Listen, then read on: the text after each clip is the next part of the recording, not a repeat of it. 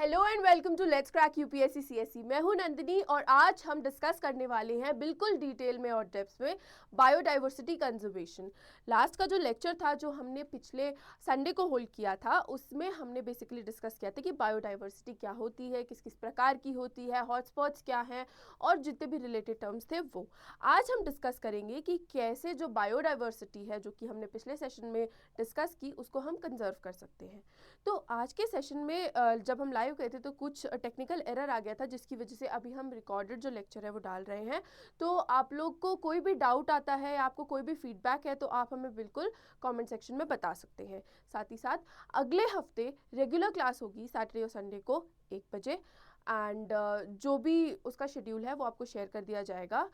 Most probably हम जो drill करेंगे वो ऐसे करेंगे कि जो बायोडाइवर्सिटी कंजर्वेशन में हमारा इंपॉर्टेंट टॉपिक्स है जो कि है हमारा नेशनल पार्क, बायोडाइवर्सिटी रिजर्व, ये सब हम मैप की पॉइंटिंग के साथ कंप्लीट करें, क्योंकि टाइम एंड अगेन देखा गया है कि एग्जाम में जो क्वेश्चंस आते हैं जो इन पर्टिकुलर बात करते हैं और या पूछते हैं सवाल बायोडाइवर्सिटी कंजर्वेशन में, रिजर्व्स के बारे में, in situ ex situ conservation के बारे में, तो वो मेजरली मैप पॉइंटिंग्स के वाया भी देख सकते हैं।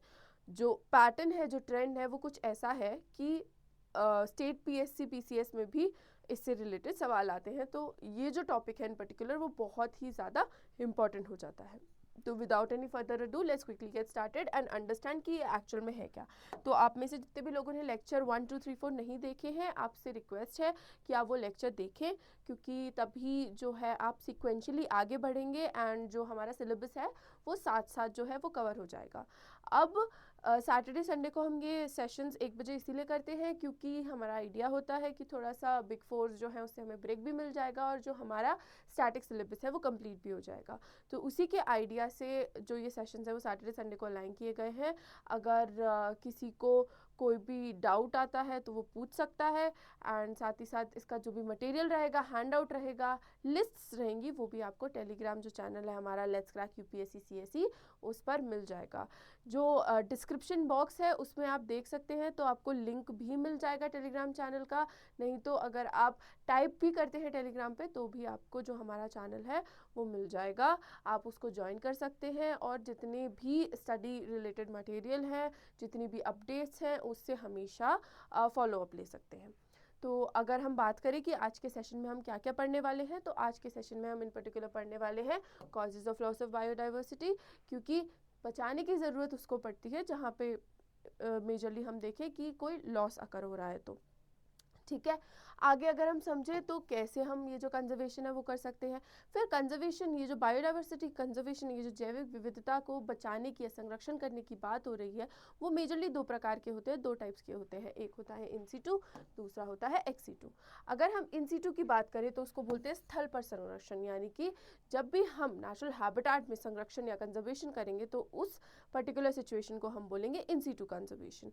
वहीं अगर हम स्थल से बाहर संरक्षण करते हैं या फिर नेचुरल हैबिटेट से बाहर जो कंजर्वेशन है वो करते हैं तो उस पर्टिकुलर सिचुएशन को हम बोलेंगे एक्स सीटू। ठीक है, अब अगर हम समझें कि जो causes of loss of biodiversity क्या है तो वो कुछ 3 प्रकार के हैं। एक इविल क्वाड्रेट भी है, यानी कि 4 कारण एक अलग से हैं, आप उसको भी लिख सकते हैं। नहीं तो मेजरली जो क्रक्स है पूरे लॉस ऑफ बायोडाइवर्सिटी का भी कैसे कवर होती है या कैसे होती है, तो वो बेसिकली 3 प्रकार के हैं। डायरेक्ट वेज है हमारे पास, इनडायरेक्ट वेज है और नेचुरल वेज है। अगर डायरेक्ट वेज की हम बात करें तो ये वो सारे वेज है जो हमें प्रत्यक्ष रूप से दिखते हैं, जो हमें दिख रहा है कि ये जो है उसका डायरेक्टली इम्पैक्ट है हमारी एनवायरनमेंट पे, हमारी बायोडाइवर्सिटी पे। तो उसमें क्या क्या आता है, उसमें आता है वनों की कटाई यानी कि डिफॉरेस्टेशन, जो मेजरली इंडस्ट्रियल सेटअप या फिर किसी दूसरी चीज़ों के लिए जो फॉरेस्ट क्लियर किए जाते हैं वो इसमें आता है। शिकार यानी कि हंटिंग, और व्यावसायिक शोषण यानी कि जो कमर्शियल बेसिस के लिए हम यूज़ करते हैं बायोडाइवर्सिटी की चीज़ों को, यानी कि हम यूज़ करते हैं हमारे फॉरेस्ट को, हमारे इकोसिस्टम को बिल्कुल नॉन जुडिशियली, मतलब बिल्कुल भी अच्छे से यूज़ नहीं करते हैं, हम अपने ही मतलब के लिए कार्यक्रम कर रहे हैं जो भी कर रहे हैं, तो उस पर्टिकुलर सिचुएशन में भी देखा गया है कि जो बायोडाइवर्सिटी है वो लूज़ होती है। फिर आते हैं हमारे इनडायरेक्ट वेज। इनडायरेक्ट वेज मतलब अप्रत्यक्ष रूप से जो इम्पैक्ट करते हैं हमारी बायोडाइवर्सिटी को, जो कि हमें नहीं दिख रहा पर हो रहा है। तो उस केस में आता है हमारा लॉस ऑफ नेचुरल हैबिटेट, मतलब यही इंडस्ट्रियलाइजेशन, कमर्शलाइजेशन, इस सब की वजह से जब भी स्पीशी की जो है वो नेचुरल हैबिटेट इम्पैक्टेड रहेगी तो उस उस केस में देखा गया है कि जो बायोडाइवर्सिटी है वो लूज़ होगी ही सही। अगर कोई भी एलियन स्पीशी जो है उसको इंट्रोड्यूस कर दिया गया तो भी उस केस में देखा गया कि जो बायोडाइवर्सिटी है वो लूज़ होगी। या तो वो जो स्पीशी इंट्रोड्यूस की गई है वो खुद ही सर्वाइव नहीं करेगी, या तो जो प्रॉब्लम क्रिएट होगी वो होगी वहाँ की नेटिव जो स्पीशीज़ थी उनके लिए, क्योंकि जो इन एलियन स्पीशीज़ है वो इन्वेसिव हो जाएगी और प्रॉब्लम क्रिएट करने लगेगी। जो नेटिव स्पीशी है उसकी जो एग्जिस्टेंस है उसको बिल्कुल ख़त्म कर देगी। तो उस केस में देखा गया है कि बायोडाइवर्सिटी जो है वो इम्पैक्टेड रहती है। साथ ही साथ अगर पोल्यूशन होता है तो पोल्यूशन के केस में भी ये प्रॉब्लम बहुत ज़्यादा देखी गई है, क्योंकि हम देखेंगे कि कई सारी जो स्पीशीज़ होती हैं, अगर हम बहुत ही एक सिंपल सा एग्जांपल लें लाइकेंस का, तो हम देख पाएंगे कि कई सारी जो स्पीशीज़ होती है वो मेजरली थ्राइव करती है एक ऐसे एनवायरनमेंट में जहाँ पे प्रदूषण नहीं है, जहाँ पे पोल्यूशन नहीं है, वो वहाँ पे बहुत अच्छा ग्रो करेगी। लेकिन अगर वहाँ पे थोड़ा भी प्रदूषण आ गया तो फिर जो वो स्पीशी है वो ख़त्म हो जाएगी। तो उस केस में जो पोल्यूशन है वो भी एक बहुत ही ज़्यादा कॉन्ट्रीब्यूटिंग फैक्टर है लॉस ऑफ बायोडाइवर्सिटी को। फिर अगर हम नेचुरल वेज की बात करें तो नेचुरल वेज में आ जाता है हमारा क्लाइमेट चेंज और नेचुरल डिज़ास्टर। तो जब भी हमारे क्लाइमेट चेंज की बात होती है या फिर कोई भी आपदा आन पड़ती है, कोई भी डिज़ास्टर आ रहा है, तो उस केस में भी देखा गया है कि डायरेक्टली जो स्पीशीज़ होती हैं वो स्वीप अवे हो जाती हैं। ऐसा लगता है कि वहाँ पे कुछ हुआ ही नहीं करता था। एक तरीके से जितनी भी वहाँ पे बायोडाइवर्सिटी होती है वो लूज़ हो जाती है।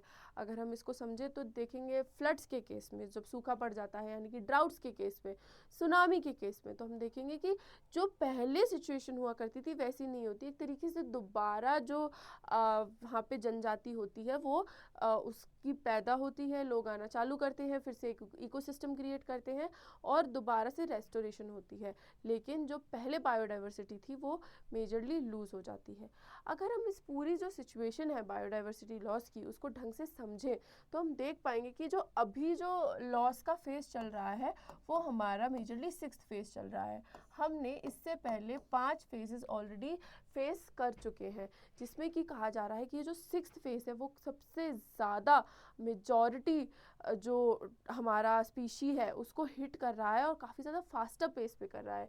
ऐसा कहा जा रहा है कि करीब करीब 100 से 1000 टाइम्स की स्पीड पर ये ज़्यादा हो रहा है। इतनी ज़्यादा गुना स्पीड है, तो हम देख सकते हैं कि जो अंत है हमारी जैव विविधता का वो बहुत ही पास है। इसीलिए हमको समझना होगा कि अगर हमने इसको संरक्षित नहीं किया, अगर हमने अपनी जैव विविधता या फिर बायोडाइवर्सिटी पे काम नहीं किया, तो वो दिन दूर नहीं है जब हम प्रॉब्लम्स जो हैं उनके सामने आन पड़ेंगे और हमारे पास एक तरीके से कुछ भी नहीं होगा in terms of our environment. तो बहुत इंपॉर्टेंट है इसको कंजर्व करना। अब ये जो कंजर्वेशन का आइडिया है वो कहाँ से आया, अगर इस पॉइंट को हम समझें तो कंजर्वेशन का जो आइडिया है वो बेसिकली आया after conference which was held in Rio de Janeiro. तो जब ये कॉन्फ्रेंस हुई तब यह आइडिया आया कि हमें जो है बायोडाइवर्सिटी को कंजर्व करने की बहुत ही ज़्यादा ज़रूरत है। इसी ज़रूरत को आइडेंटिफाई करते हुए ये जो कंजर्वेशन था वो इन प्ले आया और फिर ग्लोबल लेवल पे इस पे देखा गया कि जो कंट्रीज़ हैं वो पार्टिसिपेट कर रही हैं, बहुत ही ज़्यादा इंटरेस्टेड हैं, अपनी तरफ से इनिशिएटिव्स ला रही हैं, जिससे कि हर लेवल पर बेसिकली ये जो प्रॉब्लम है बायोडाइवर्सिटी कंजर्वेशन की और एक्सटेंशन की उसको बेसिकली हम एड्रेस कर पाएँ। कई सारे यूनाइटेड नेशन के लॉज, कई सारी ऑर्गेनाइजेशंस, फिर चाहे वो कंट्री लेवल पे हो या ग्लोबल लेवल पे, वो सब साथ आई और इन पर्टिकुलर उन्होंने बात की कि जो बायोडाइवर्सिटी है उस पे उसके संरक्षण पे या उसके कंजर्वेशन पे काम करना ही करना चाहिए। अब अगर हम जो इविल क्वाड्रेंट की बात कर रही थी मैं कि और क्या क्या सिचुएशन है जो कि पर्टेन करती हैं हमारे लॉस को, तो उस पर्टिकुलर सिचुएशन में हम देख पाएंगे कि जो हैबिटेट लॉस है और फ्रैगमेंटेशन है उससे भी हमारी जो बायोडाइवर्सिटी है वो लूज़ होती है। हैबिटेट लॉस डायरेक्टली जो हम बात कर रहे थे कि जब भी किसी भी स्पीशी का जो घर है वो उजड़ जाएगा तब ये पर्टिकुलर सिचुएशन आएगी जब उस स्पीशी के पास शेल्टर ही नहीं है, घर ही नहीं है रहने के लिए, तो जो अदर चीज़ें हैं वो भी इम्पैक्ट होंगी एंड इन टर्न जो बायोडाइवर्सिटी है उस पर प्रॉब्लम आएगी ही आएगी। ओवर एक्सप्लॉयटेशन की अगर हम बात करें तो ओवर एक्सप्लॉयटेशन के सीन में क्या होगा कि जब भी हम किसी भी रिसोर्स को ज़्यादा से ज़्यादा यूज़ करने की कोशिश करेंगे तो उस केस में एक्सटिंक्ट हो जाएगी, यूज़ अप हो जाएगी और रेप्लेनिश यानी कि दोबारा से नहीं बनेगी वो स्पीशी। तो उस पर्टिकुलर केस में हम देख पाएंगे कि वहाँ पे भी जो बायोडाइवर्सिटी लॉस है वो अकर होगा ही होगा। फिर एक पॉइंट है को एक्सटिंक्शन का। को एक्सटिंक्शन मतलब एक होता है को एग्जिस्टेंस और एक होता है एक्सटिंक्शन। तो जितनी भी स्पीशीज़ एक दूसरे पे डिपेंड करेंगी वो स्पीशीज़ का चांस है कि वो को एक्सिस्ट भी करेंगी और को एक्सटिंक्ट भी करेंगी। सपोजिटली कि कोई भी एक स्पीशी है वो एक सिम्बायोटिक रिलेशनशिप में है, तो फिर अगर जो उसका होस्ट है वही नहीं रहा तो प्रॉब्लम डायरेक्टली किस पे आएगी, जो डिपेंड कर रही है स्पीशी उस पर्टिकुलर प्लांट पे या उस पर्टिकुलर स्पीशी पे। तो यहाँ पे आता है को एग्जिस्टेंस और को एक्सटिंक्शन। तो इस पर्टिकुलर चीज़ को हम ऐसे ही समझ सकते हैं। साथ ही साथ एलियन स्पीशी इन्वेजन, जैसा कि हमने पीछे भी बात की कि जब भी कोई एलियन स्पीशी को किसी एक एनवायरनमेंट में डाला जाएगा तो या तो वो खुद ही सर्वाइव नहीं करेगी या वहाँ की जो नेचुरली अकरिंग स्पीशी है उसको ख़त्म कर देगी। अब अगर आगे हम समझें तो उससे पहले मैं आपको बताना चाहूँगी कि हमारे प्लेटफॉर्म पर बेसिकली अभी जो है वो ऑफ चल रहा है क्लोज टू 50% का। तो जो हमारे सारे कोर्सेज हैं यूपीएससी सीएससी से रिलेटेड वो आपको अवेलेबल होंगे इस प्राइस पर अगर आप यूज़ करते हैं कोड NST लाइव। अगर आप ये कोड यूज़ करते हैं तो आपको मैक्सिमम जो बेनिफिट्स हैं वो अवेल होंगे। सेशंस जो है, बैचेस जो है वो अभी अभी स्टार्ट हुए हैं, तो फटाफट से एनरोल कीजिए क्योंकि हमारे पास जो इंग्लिश का बैच है लिबर्टी वो भी चालू हो चुका है। इंग्लिश यानी कि हिंदी प्लस इंग्लिश जिस मीडियम में मैं आपको पढ़ा रही हूँ उसका बैच आरंभ भी चालू हो चुका है। और जो हमारा शिखर बैच है जो कि स्पेसिफिकली हिंदी का बैच है वो भी चालू हो चुका है। आपको स्टडी मटेरियल, पीपीटी, हैंडआउट्स, हमारे जो देश है उसके बेस्ट सेट ऑफ एजुकेटर्स और साथ ही साथ अनअकैडमी प्लेटफॉर्म का पूरे टाइम जो आपको एक सपोर्ट है वो मिलता है इस सब के वाया। तो अगर आप चाह रहे हैं कि आपको जो अपनी प्रिपरेशन है उसको एक एज देनी है तो आज ही यूज़ कीजिए कोड NST लाइव और इस ऑफ़र का भरपूर फ़ायदा उठाइए। अब हम समझते हैं कंजर्वेशन को। तो अगर हम कंजर्वेशन को समझते हैं, अगर हम देखें कि बायोडाइवर्सिटी जो है उसको हम बचा कैसे सकते हैं, तो देखेंगे कि हमारे पास मेजरली दो तरीके हैं। या तो हम इन सीटू बचा सकते हैं या तो हम एक्स सीटू बचा सकते हैं, जैसा कि हमने स्टार्टिंग में थोड़ा डिस्कस किया था। लेकिन बचाने की एक्चुअल में ज़रूरत क्या है? तो बचाने की ज़रूरत इसीलिए है क्योंकि हम देख रहे हैं कि जो मास एक्सटिंक्शंस है वो टाइम एंड अगेन होते जा रहे हैं, जिससे कि जो प्रॉब्लम है वो क्रिएट हो रही है। अब उससे बचाने के लिए ही ये इम्पॉर्टेंट है कि जो हम डाइवर्सिटी है उसका ख्याल रखें। जो डैमेज और डिग्रेडेशन हम ऑलरेडी क्रिएट कर रहे हैं अपने एनवायरनमेंट के लिए उसको कंट्रोल करें एंड टुवर्ड्स दी एंड जो भी हमारी बायोडाइवर्सिटी जितनी भी बची है उसको एम्ब्रेस करें और बचाएं। जो कंजर्वेशन एफर्ट्स हैं जैसा कि मैंने कहा वो इन सीटू और एक्स सीटू दोनों होते हैं।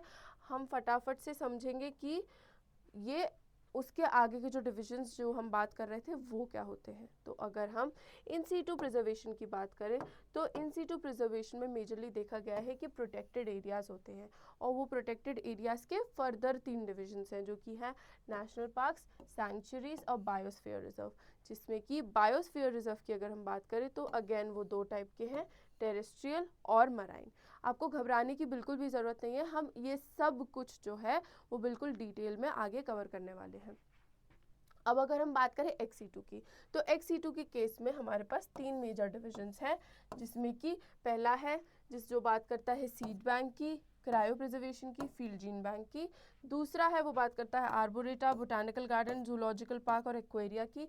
तीसरा जो है वो बात करता है सेक्रेड प्लांट और होम गार्डन की।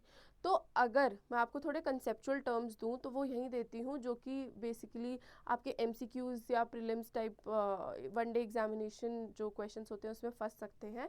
तो वो जो टर्म्स हैं वो ये हैं कि जैसे अगर हम सेक्रेड प्लांट की बात करें तो जिस भी प्लांट स्पीशीज से बेसिकली कोई भी होली बिलीफ जुड़ा होगा या कोई भी ऐसा चीज़ जुड़ी होगी जो कि रिलीजियस सिस्टम को एड्रेस करती है, जिसकी वजह से इंटर्न क्या हो रहा है, जिसकी वजह से इंटर्न हमारा कंजर्वेशन हो रहा है, तो उस केस में हम बोलेंगे कि जो प्लांट है वो सेक्रेड है, जो स्पीशी है वो सेक्रेड है। ये सिर्फ प्लांट के केस में नहीं है, ये एनिमल के केस में भी है। जैसे कि इंडिया की अगर हम इन पर्टिकुलर बात करें तो काऊ जो है वो एक सेक्रेड होली एनिमल है, तो अगेन उसको जो संरक्षित करने की बात होती है वो टाइम एंड अगेन की जाती है। सिमिलरली प्लांट्स की बात करें तो हमारा जो तुलसी है, नीम है, बनाना है, ये अलग अलग कल्चर्स में अलग अलग बिलीव्स के साथ जुड़ा हुआ है।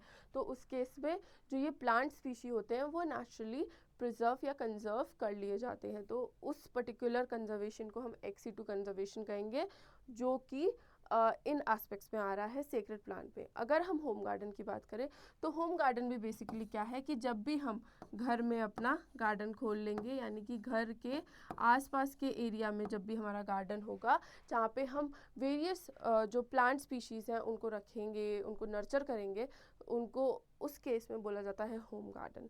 तो इसमें क्या है, हमने जैसा ग्रेजिंग फूड चेन जो है वो पढ़ा था, उसमें देखा था कि प्लांट के होने से सिर्फ प्लांट का होना नहीं होता, हमारी भी एग्जिस्टेंस है, अदर स्पीशीज़ जो है उसकी भी एग्जिस्टेंस है। तो उस पर्टिकुलर केस को एड्रेस करते हुए हम देख पाएंगे कि जो बायोडाइवर्सिटी है से जीएफसी की ही सही, वो हम यहाँ पे कंजर्व कर रहे हैं। जीएफसी क्या होता है? जीएफसी होता है ग्रेजिंग फूड चेन। तो उसके ट्रॉफिक लेवल पे जितने भी organisms, primary consumer, secondary consumer, ये सब आ रहे हैं, उस पर्टिकुलर केस में हम कह सकते हैं कि जो होम गार्डन है वो एक कंजर्वेशन पॉइंट का काम दे रहा है। वहीं पे हम अगर आर्बोरेटा को समझे तो आर्बोरेटा और जो बोटानिकल गार्डन है वो सिमिलर चीज़ें हैं।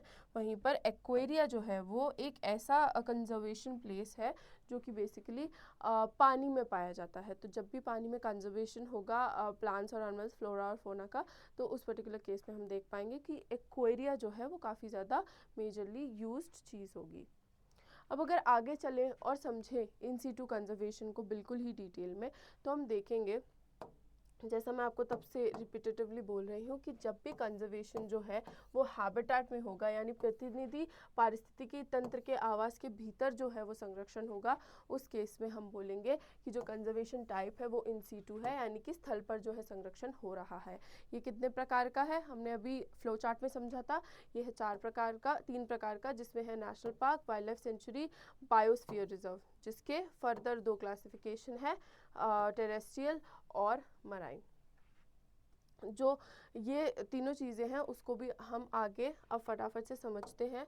तो स्टार्ट करते हैं नेशनल पार्क से। तो नेशनल पार्क अगर हम समझे तो वो होते हैं राष्ट्रीय उद्यान। ये एक ऐसे लार्ज स्पेसेस होते हैं, ये एक ऐसे विशाल क्षेत्र होते हैं इकोसिस्टम के, जहाँ पे नेचुरली कंजर्व किया जाता है स्पीशी को। कोई भी ह्यूमन एक्सप्लॉयटेशन जहाँ पे अकर नहीं होती है, किसी भी प्रकार का कब्जा नहीं होता, और ये बहुत ही अप्रभावित क्षेत्र होते हैं हम इंसानों से। जो ऑक्यूपेशन है, एनिमल्स है, जियोमॉर्फोलॉजी है, वो यहाँ पे आप बेसिकली पढ़ सकते हैं, क्योंकि जितनी भी चीज़ें अकर हो रही हैं वो बहुत ही नेचुरली हो रही हैं। कोई भी यहाँ पे इन्वॉल्वमेंट नहीं है इंसान का, जिसकी वजह से कोई भी आर्टिफिशियल एस्पेक्ट जो है वो नहीं आती है।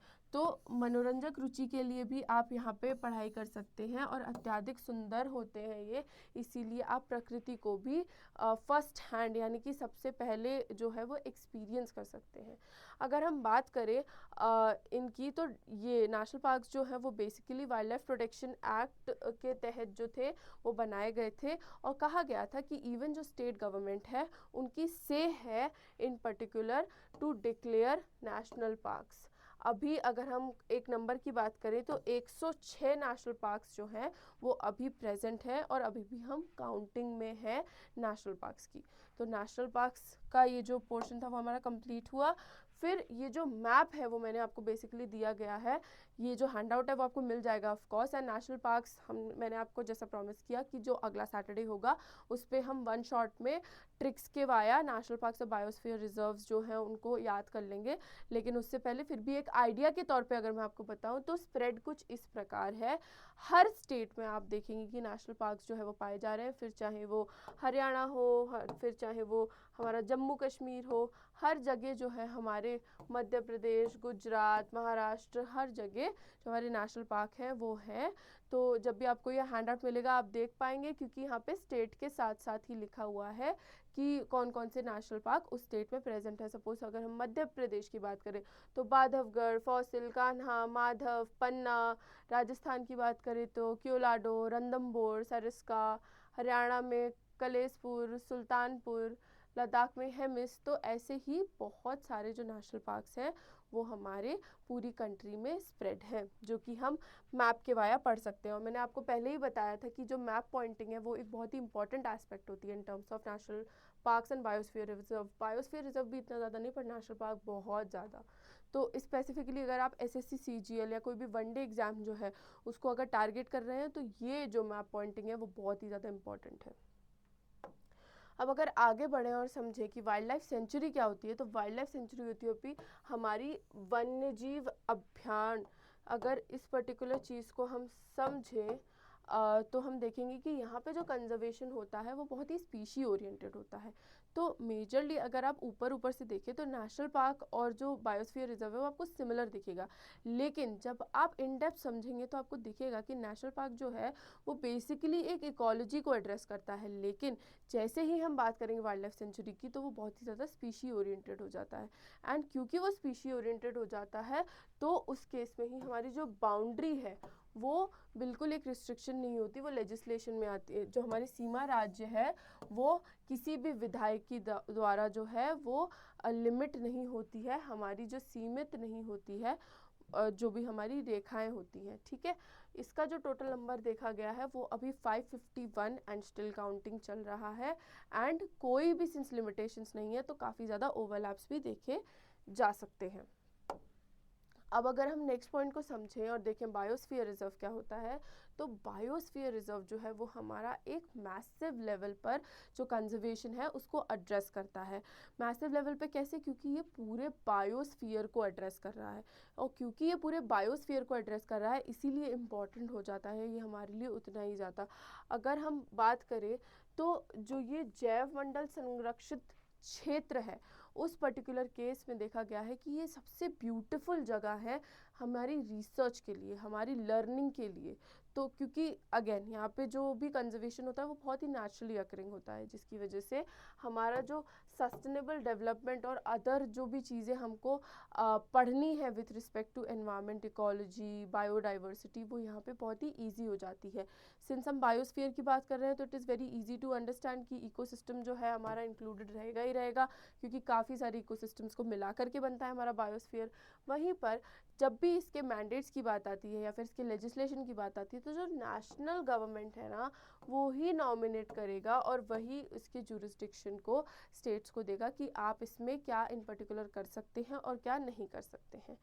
जो बायोस्फीयर रिजर्व्स होते हैं वो काफ़ी टाइम से अनडिस्टर्ब्ड नेचुरल एरिया होता है जो कि बायोडाइवर्सिटी को कंजर्व करके रखा है, यानी कि काफ़ी लंबे तक ये जो हैं वो अविकृत रहते हैं, इनमें कोई भी विकार पैदा नहीं किया जाता हम मानवों द्वारा, जिससे कि ये एक बहुत ही इम्पॉर्टेंट और बहुत ही प्योर प्लेस बन जाते हैं स्टडी के लिए, जहाँ पे कोई भी ह्यूमन इंटरवेंशन नहीं है, जहाँ पे कोई भी जो हम आदमियों का काम है वो नहीं किया जा रहा है, किसी भी प्रकार से कोई एक्सप्लॉयटेशन नहीं किया जा रहा है। तो उस केस में जो बायोस्फीयर रिजर्व है वो बहुत ही नेचुरली अकरिंग कंजर्वेशन प्लेस बन जाती है, जहाँ पर की जो कंजर्वेशन होता है वो काफ़ी ज़्यादा बहुत ही एक स्मूथ तरीके से होता है और सबके जो है साथ के साथ होता है, क्योंकि इकोसिस्टम बहुत सारे होते हैं इसमें। अगर हम बायोस्फीयर रिजर्व को आगे समझें तो हम देख पाएंगे कि बायोस्फीयर रिजर्व जो है उसके 3 जोन्स होते हैं और उन 3 जोन के 3 फंक्शन होते हैं। अगर हम जोन्स की बात करें तो बेसिकली कोर, बफर और ट्रांजिशन जो है वो जोन होते हैं, जिसमें कोर एक ऐसा जोन है जो बिल्कुल इनर मोस्ट जोन है बायोस्फीयर रिजर्व का, जिसको कोई टच नहीं करता, कोई अवेलेबिलिटी नहीं होती, जो चीज़ होती है वो नेचुरली अकरिंग होती है, प्राकृतिक रूप से हर चीज़ यहाँ पर प्रेजेंट होती है। और उसी के वाया देखा गया है कि जो सबसे बेसिक, जो सबसे एग्जॉटिक जोन होता है वो यही कोर जोन होता है, क्योंकि यहाँ पे कोई भी ह्यूमन इंटरवेंशन नहीं है। ठीक है, वहीं पर अगर हम बात करें बफर की तो बफर जोन में थोड़ा बहुत ह्यूमन इंटरवेंशन है, थोड़ा बहुत जो इन दोनों में कांटेक्ट है वो भी चलता रहता है, इतना ज़्यादा स्ट्रिक्ट नहीं है ये जितना कि कोर है। वहीं ट्रांजिशन की बात करें तो इसमें तो सारा जो इंटरैक्शन है वो अकर करता है, ये सबसे आउटर मोस्ट जोन है। एंड यहाँ पे जो human interference, exploitation of the human resources, जितने भी हमारे पास संसाधन उपलब्ध हैं उनका जो एक बहुत ही मैसिव लेवल पर जो यूसेज है, जो उपयोग है, वो यहाँ पर देखा जा सकता है। और देखा जा सकता है कि ये जो बाहर का जोन है जिसको हम संक्रमण भी कहते हैं, वो जोन में सबसे ज़्यादा जो है इंटरैक्शंस होती हैं, जिसके कारणवश क्या होता है, यहाँ पर सबसे ज़्यादा जो एक आप बोलेंगी हलचल, वो देखने को मिलती है। अभी के अगर हम बात करें नंबर की तो कुछ 18 हमारे पास बायोस्फीयर रिजर्व्स हैं। ये एक आप छोटा नंबर नहीं बोल सकते क्योंकि 18 बायोस्फीयर रिजर्व में पता नहीं कितने ही 100-200 जो है हमारी इकोसिस्टम्स होंगे, तो इसे उस प्रकार से समझिए, ठीक है। अगर हम इसके फंक्शन, ये जो हमने जोन्स की बात की, इन जोन्स के फंक्शन की बात करें तो हम देखेंगे कि ये बेसिकली डाइवर्सिटी प्रिजर्वेशन के लिए होते हैं, जो कि कल्चर और बायोलॉजिकल दोनों लेवल पर काम करते हैं। क्योंकि बायोस्फीयर रिजर्व में मेजरली देखा गया है कि जो लोग होते हैं ना उनकी भी इन्वॉल्वमेंट होती है, जो ट्राइबल्स होते हैं मेजरली वो बहुत ज़्यादा काम करते हैं इन पर्टिकुलर आस्पेक्ट्स में, इन पर्टिकुलर कंजर्वेशंस में, जिसकी वजह से जो स्पीशी कंजर्वेशन है वो तो करना ही करना है, लेकिन साथ ही साथ जो कल्चर एसोसिएटेड है उस पर्टिकुलर एरिया से उसको भी कंजर्व करते हैं हमारे बायोस्फीयर रिजर्व। वहीं पे सस्टेनेबल डेवलपमेंट पे भी काफ़ी ज़्यादा काम करते हैं, क्योंकि जितने भी रिसोर्सेज हैं उनकी बहुत ही ज़्यादा एक एक्सटेंसिव स्टडी होती है। लॉजिस्टिक सपोर्ट, मॉनिटरिंग, रिसर्च, इस सब के भी काफ़ी ज़्यादा काम आते हैं, क्योंकि बायोस्फीयर रिजर्व में जो डाइवर्सिटी प्रेजेंट है वो बहुत ज़्यादा हाई है एंड अवेलेबल टू ऑब्जर्व है। तो क्योंकि वो जो ऑब्जर्वेशंस हैं वो हो पा रहे हैं, जो स्टडी है वो हो पा रही है, उसकी वजह से जो काफ़ी सारे एडवांसेस हैं वो भी इस पर्टिकुलर केस में पॉसिबल हैं। अब अगर हम आगे चले और समझें कि जो हमारे बायोस्फीयर रिजर्व कैसे हैं और उनका बेसिकली क्या काम होता है, जैसे कि मैंने आपको पीछे बताया भी था, तो उस केस में क्या होता है, अगर हम बात करें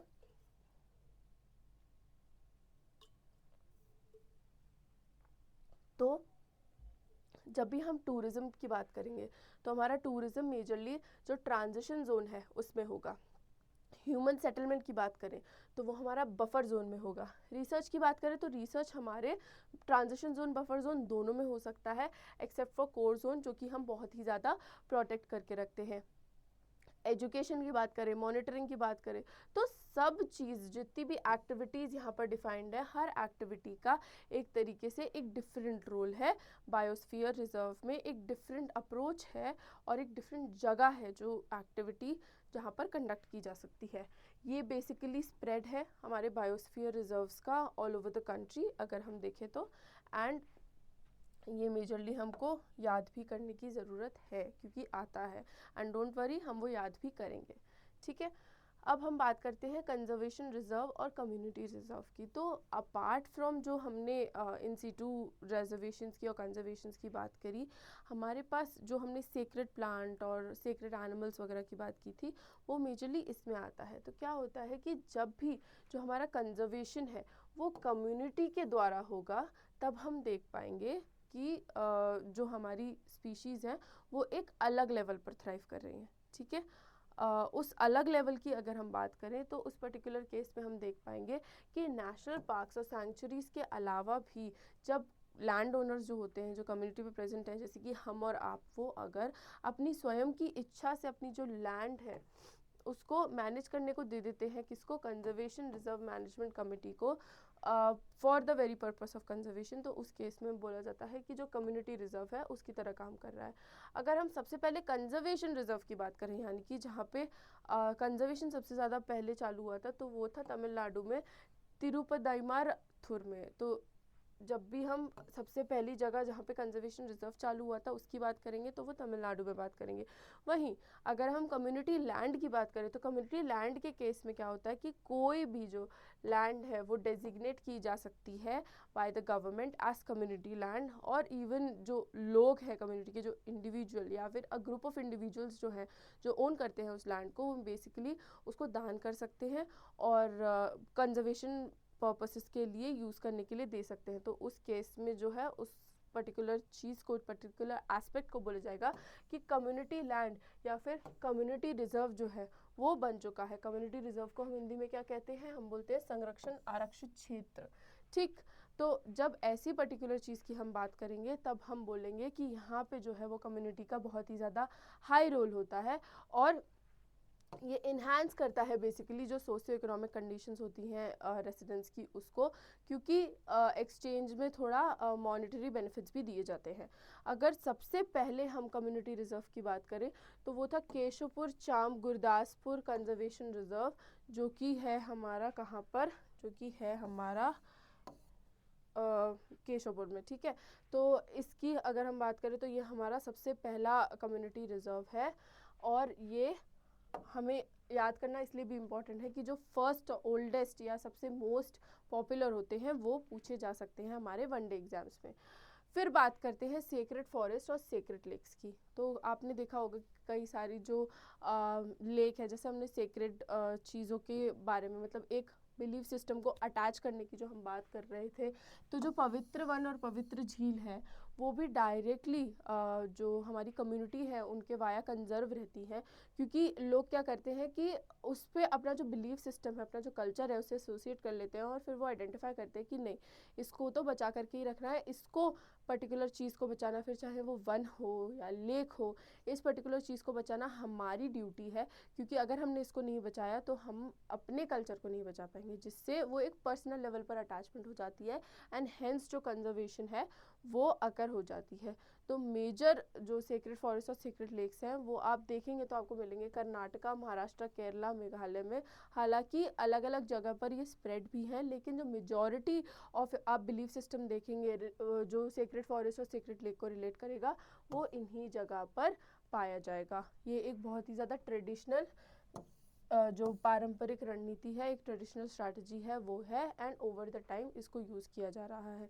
अगर हम इसकी बात करें तो इवन जो हमारे सेक्रेड प्लांट्स, जैसे कि हम बात कर रहे थे कि जो तुलसी है, नीम है, इन सब के साथ साथ मेजरली जो आइडियोलॉजीज़ होती हैं वो अटैच की जाती हैं।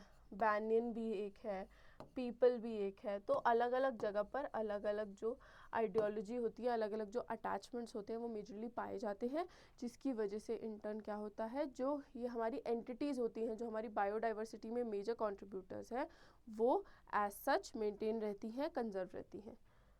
अब आगे चलें और समझें कि जो स्पेशल कंजर्वेशन एफर्ट्स, मतलब ये तो हो गए कि किए ही जा रहे हैं, लेकिन कुछ बहुत ही ज़्यादा स्पेशल कंजर्वेशन एफर्ट्स भी हैं जो किए जाते हैं, जो कि in the form of projects होते हैं।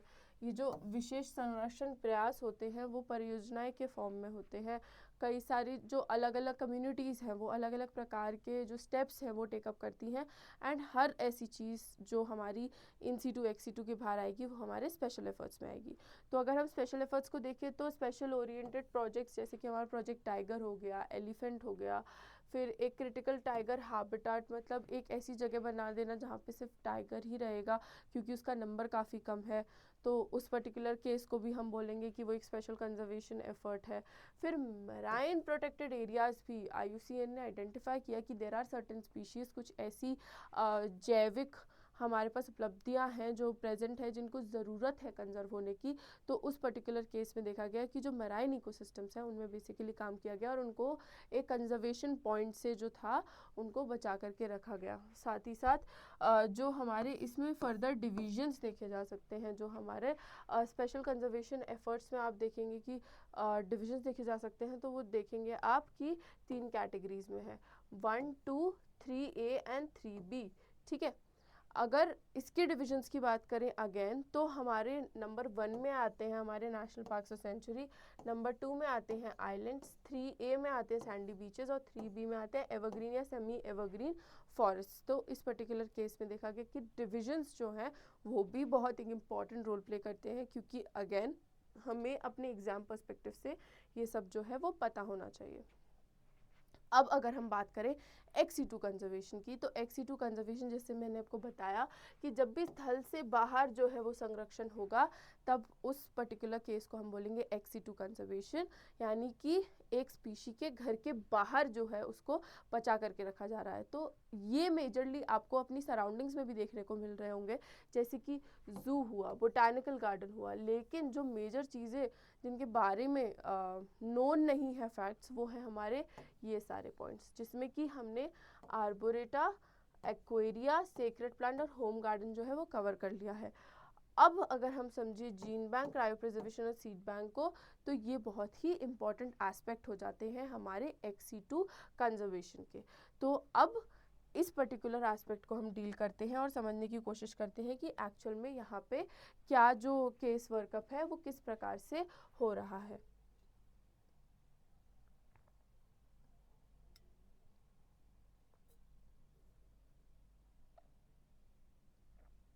ओके, तो अगर हम बोटानिकल गार्डन्स के बारे में समझे तो हम देख पाएंगे कि जब भी साइंटिफिकली प्लान किया जाएगा लिविंग ट्रीज के कलेक्शन को, श्रब्स को, या जितने भी प्लांट्स हैं अराउंड द वर्ल्ड, यानी कि जो हमारी झाड़ियाँ हैं, जड़ी बूटियाँ हैं, लताएं हैं, जब भी वो पूरी दुनिया से एकत्रित करके, इकट्ठी करके एक जगह पर की जाएंगी, तो उस पर्टिकुलर चीज़ को, उस पर्टिकुलर सिनेरियो को या उस पर्टिकुलर प्लेस ऑफ कंजर्वेशन को हम बोलेंगे एक बोटानिकल गार्डन।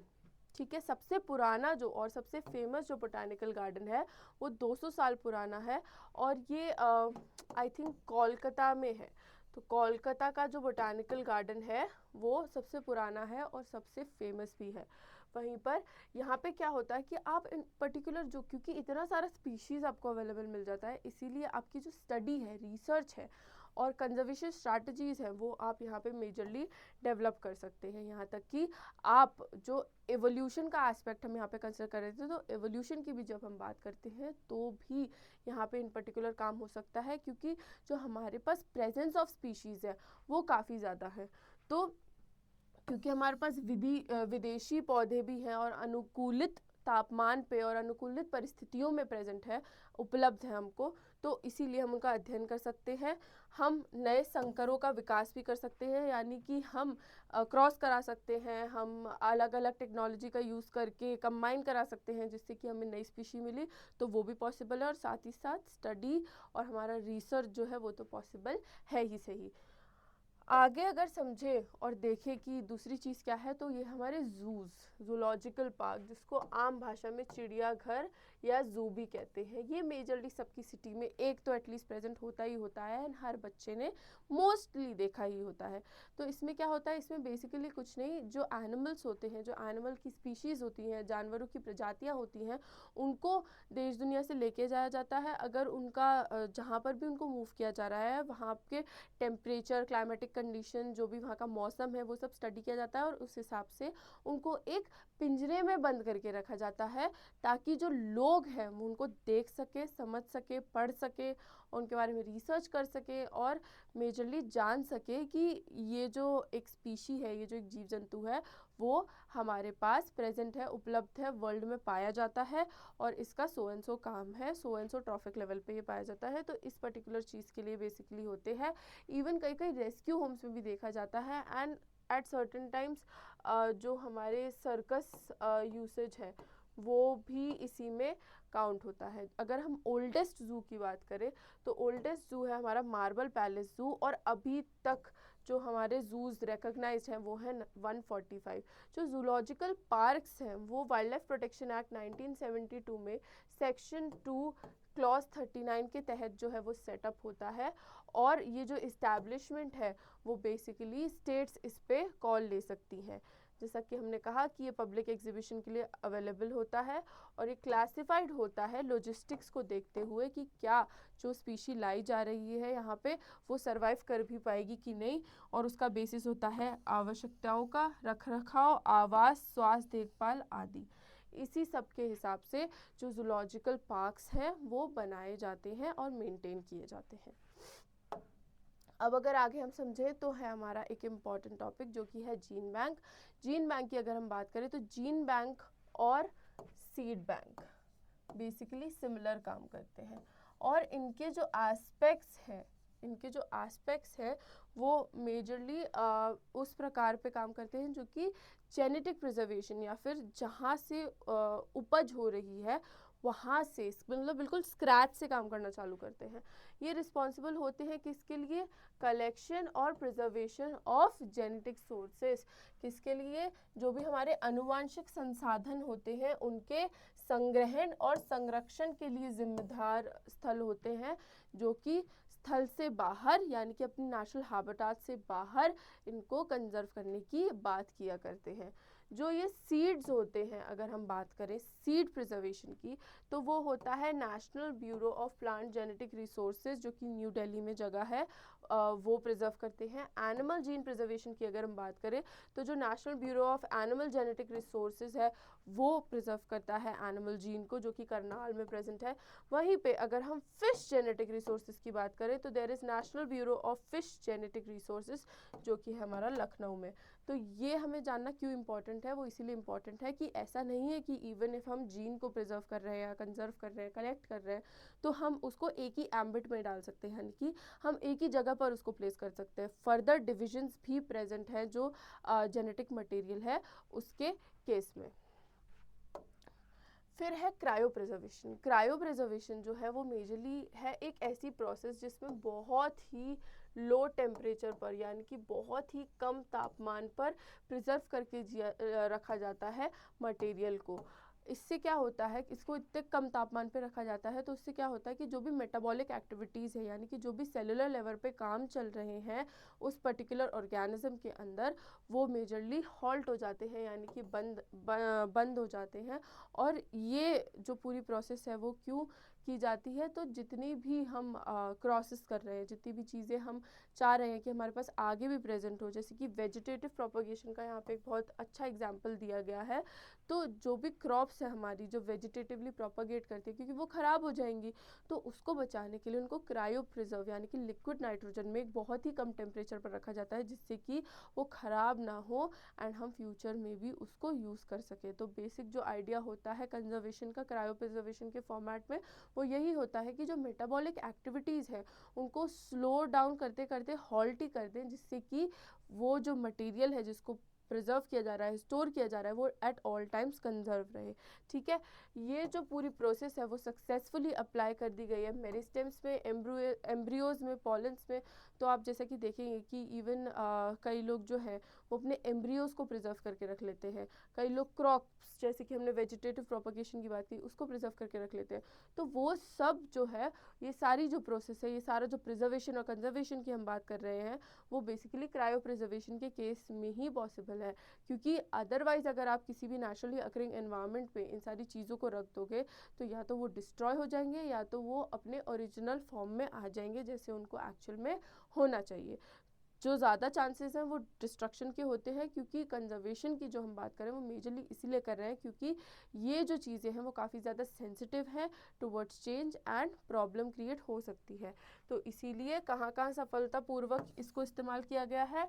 भ्रूण में, पराग में और मेरिस्टेम में देखा गया है कि जो वनस्पतियों के प्रवर्धन है और फसलें हैं जो, वो भी इसी विधि से संरक्षित की जा सकती हैं। इसीलिए क्रायो प्रिजर्वेशन जो है वो एक बहुत ही इम्पॉर्टेंट एस्पेक्ट है। इसके साथ साथ ये भी देखा गया कि जो कंजर्वेशन है वो मॉलिक्यूलर लेवल पे भी होता है। मतलब जो टेक्नोलॉजिकल एडवांसमेंट की हम बात कर रहे थे वो इतना हाई हो गया है, इतना हाई हो गया है कि हम एक तरीके से जो डीएनए, आरएनए, सेल, इतना मतलब जो हमारा बेसिक कॉन्स्टिट्यूएंट्स हैं जिससे हम बने हैं, हम उस लेवल पे भी कंजर्वेशन करने लगे हैं आजकल। तो आप देखेंगे कि क्लोन डीएनए फैसिलिटीज़ जो है वो जीएनए, जो हमारा डीएनए होता है, जो हमारी जीन होती है, उसको रिस्टोर करने के काम करता है। आप आजकल सुन रहे होंगे कि जो बेसिकली एक है हमारी स्टेम सेल थेरेपी, वो इसके साथ साथ जो हमारा बोन मैरो का ट्रांसप्लांट होता है, ये सब क्या है? ये सब यही एडवांसमेंट की वजह से जो हमें जो भी उपलब्धियां मिल रही हैं, जो भी हमें एक तरीके से ऐसी चीज़ें मिल रही हैं जिसकी वजह से हम अपनी लाइफ को सिंपल बना सकते हैं और अपनी लाइफ को फैसिलिटेट कर सकते हैं, जो भी चीज़ें, जो भी जीन्स या जो भी स्पीशीज़ हम एक तरीके से खोने की कगार पे है उसको भी प्रिजर्व कर सकते हैं, वो सब इतने मॉलिक्यूलर लेवल पे भी हो सकती है। और ये सब कैसे पॉसिबल है? ये सब सिर्फ टेक्नोलॉजिकल एडवांसमेंट्स जो है हमारे, उसकी वजह से पॉसिबल है, जिसकी वजह से आज हम काफ़ी ज़्यादा आगे आ गए हैं अपने बायोडाइवर्सिटी कंजर्वेशन के जो मेथड्स हैं उस सब में, जिसकी वजह से आज ये एक बहुत ही इम्पॉर्टेंट पॉइंट ऑफ डिस्कशन बन जाता है। क्योंकि जीन को पुनर्स्थापित करने में ये जो सहायता हमें प्राप्त होती है, इससे काफ़ी ज़्यादा जो स्पीशीज़ हैं उनको आज की डेट में बचाकर रखा जा सकता है। तो ये जो था, ये पूरी जो कहानी थी वो थी बायोडाइवर्सिटी कंजर्वेशन के बारे में। आगे जो है वो है क्वेश्चंस जो मैंने मेंस और प्रीलिम्स एस्पेक्ट से सिर्फ इस सेशन के बेसिस पर दिए हैं, जो मैं चाहूँगी कि आप सॉल्व करें। अगर आप सॉल्व कर लेते हैं तो आप बिल्कुल हम लोगों को आंसर जो है वो कमेंट सेक्शन में प्रोवाइड कर सकते हैं। हम मेक श्योर करेंगे कि हम उस इंसान के लिए कुछ ना कुछ लेके आएँ जो कि सही आंसर देता है। तो जो इसका सही आंसर है, जो भी आंसर्स का एक मॉडल आंसर होगा, क्योंकि एक सब्जेक्टिव क्वेश्चन भी दिया है मैंने, वो सब हम अगले सेशन में जो कि सैटरडे को 1 बजे होगा उसमें डिस्कस करेंगे। लेकिन तभी तक के लिए ये जितना भी रिवीजन है आपको ये सब करना है। सैटरडे को हमारा क्या क्या है ऑन प्लेट? सैटरडे को हमारे पास है नेशनल पार्क्स याद करने के लिए ट्रिक्स के वाया, बायोस्फीयर रिजर्व याद करने के लिए, और हमारे आंसर्स जो है वो डिस्कस करने के लिए कि हमको आइडियली कैसे एक आंसर को एड्रेस करना है। ठीक है, तो इसी के साथ अब हम प्रैक्टिस क्वेश्चन देख लेते हैं। तो प्रैक्टिस क्वेश्चन देखें तो एक है हमारा प्रीलिम्स टाइप क्वेश्चन, जिसका सवाल है कि which of the following is not a component of XC2 conservation. हमेशा ध्यान रखना कि जब भी क्वेश्चन पढ़ते हो, क्वेश्चन देख के खुश मत हो जाना, एक्साइटेड मत हो जाना, मतलब अच्छी बात है टू हैव पॉजिटिव इमोशन, लेकिन ध्यान से माइंडफुल रह के अपना ध्यान लगाते हुए ही क्वेश्चन को पढ़ना है। इसके जो ऑप्शंस हैं वो है botanical garden, zoological park, biosphere reserve और जीन बैंक। काफ़ी ज़्यादा ध्यान से देखना, ध्यान से आंसर करना, कमेंट सेक्शन में बताना। ठीक है बेटा? वहीं हिंदी में भी अगर मैं एक बार रिपीट करूँ तो निम्नलिखित में से कौन सा XC2 संरक्षण का घटक नहीं है, ये बताइए। पौधों का उद्यान, चिड़ियाघर, जैव मंडल संरक्षित क्षेत्र या फिर जीन बैंक। ठीक है, अगर सब्जेक्टिव की ओर चले हम तो इसमें मैंने क्वेश्चन पूछा है कि discuss the significance of in situ and XC2 biodiversity conservation methods highlighting their relative advantages and limitations in preserving endangered species. तो आपको यहाँ पे ध्यान रखना है की टर्म्स का। क्या क्या की टर्म्स हैं खुद आइडेंटिफाई कर लेना, मैं थोड़ी सी मेहनत करके दे देती हूँ। ठीक है, तो ये जो मार्किंग्स मैंने की हैं वो बेसिकली आपकी की टर्म्स हैं। तो इसको कैसे एड्रेस करना है वो आपका काम है।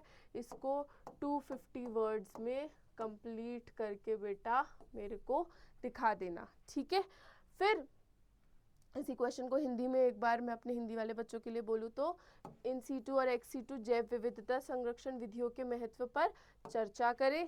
ठीक है, और आगे क्या करें? और संकटग्रस्त प्रजातियों के संरक्षण क्षेत्र में उनके सापेक्ष लाभ और सीमाओं को उजागर करें। ये है आपका सवाल जो कि आपको एड्रेस करना है और कमेंट सेक्शन में बताना ही बताना है। मेक श्योर किया करो बेटा कि जितनी ज़्यादा से ज़्यादा प्रैक्टिस है वो आप कर पाओ। ठीक है, एक और क्वेश्चन है ये जो कि मैंने दिया है, इसको खुद से रीड कीजिएगा और मैं एक बारी साइड हो जाती हूँ, और इवन आपको इसका जो PDF है वो भी मिल जाएगा। तो मेक श्योर कीजिएगा कि आप ये जो 2 सब्जेक्टिव और 1 ऑब्जेक्टिव क्वेश्चन मैंने आपको दिया वो आप अटेम्प्ट करें, कंप्लीट करें। कोई भी डाउट आता है तो अगले सेशन में हमने पूछना ही पूछना है। सैटरडे का जो सेशन है वो मेजरली हमारा बहुत ही फैक्चुअल रहेगा, ट्रिकी रहेगा, तो ज़रूर ज्वाइन करना। कितने बजे? 1 बजे।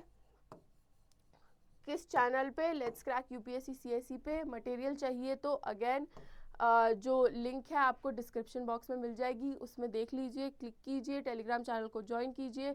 जैसे ही मटेरियल आता है डाउनलोड कीजिए, पढ़िए और जो क्वेश्चंस हैं उनको प्रैक्टिस करिए ही करिए, क्योंकि practice makes a man perfect. जितनी ज़्यादा प्रैक्टिस करोगे उतना ज़्यादा कमांड आएगा सब्जेक्ट पे। एंड हमारा आइडिया है ही यही कि हमको रैंक चाहिए, और रैंक के लिए बिग फोर्स के साथ हम अपने एनवायरनमेंट को भी कंप्लीट करेंगे, साइंस एंड टेक को भी कंप्लीट करेंगे, और मेक श्योर करेंगे कि 2025 का जो हमारा एग्ज़ाम है वो हमारा किसी भी हाल पर क्रैक हो ही हो।